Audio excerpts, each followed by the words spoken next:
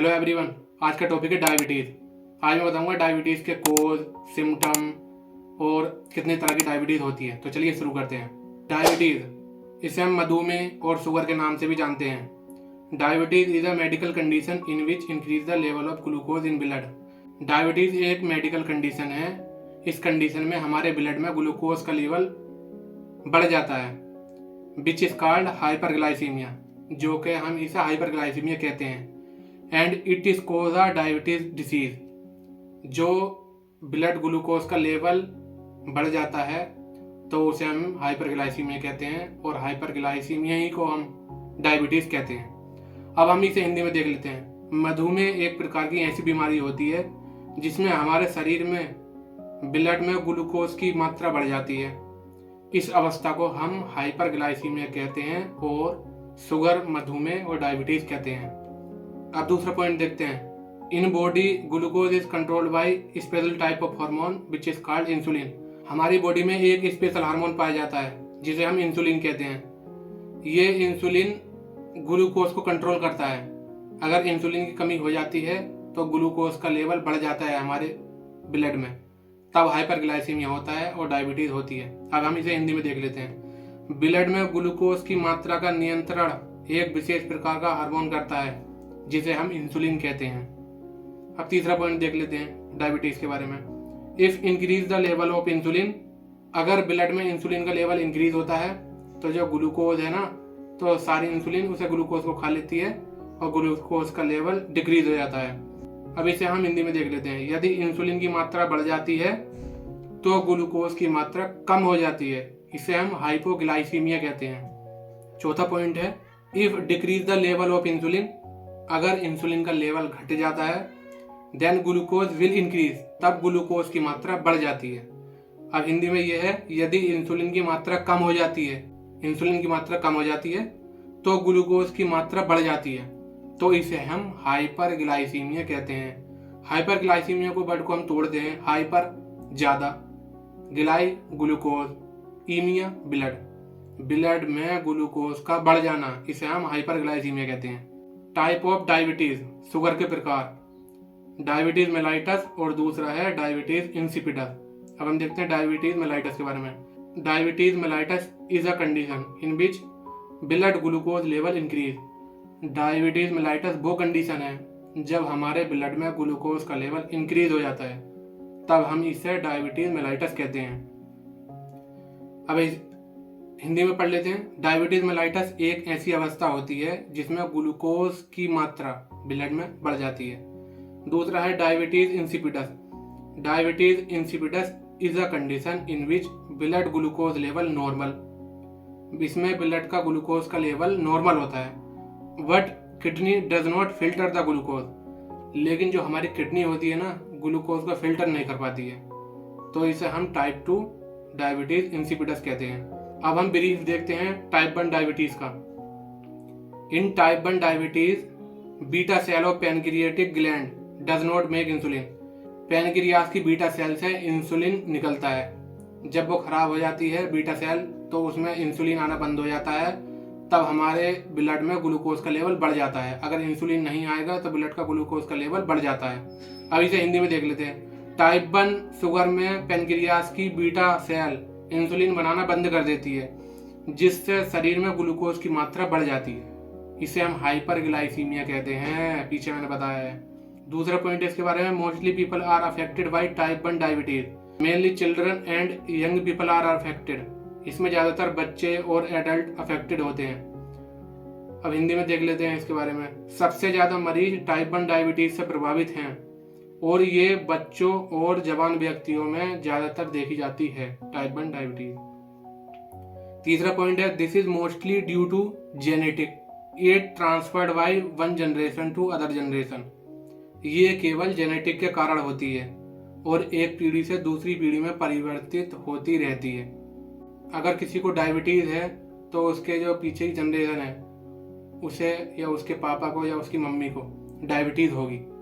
ये है type 1 diabetes के बारे में। अब हम देखते हैं इसका ये एक सिम्टम है, कीटोएसिडोसिस।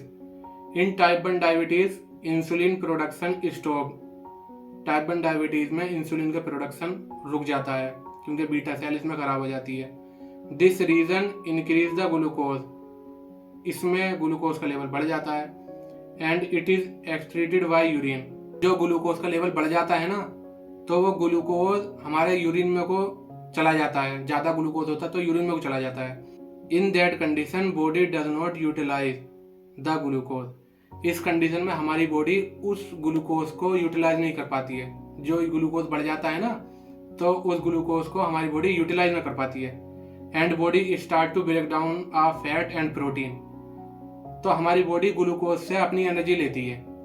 अगर वही ग्लूकोज यूरिन के थ्रू बाहर निकलता रहेगा तो हमारी बॉडी को कहीं ना कहीं से तो एनर्जी चाहिए होगी। जो हमारी बॉडी में फैट होता है तो हमारी बॉडी उससे एनर्जी लेती है। अब इसे हिंदी में देख लेते हैं। टाइप 1 मधुमेह में इंसुलिन बनना बंद हो जाता है और ग्लूकोज की मात्रा रक्त में बहुत ज़्यादा बढ़ जाती है और ये यूरिन के द्वारा बाहर निकलने लगता है क्या, ग्लूकोज। इस कारण शरीर की कोशिकाएं ग्लूकोज का पूरे रूप से इस्तेमाल नहीं कर पाती है। इस अवस्था में कोशिका का प्रोटीन एवं लिपिड का टूटना स्टार्ट हो जाता है। अब दूसरा पॉइंट देखते हैं।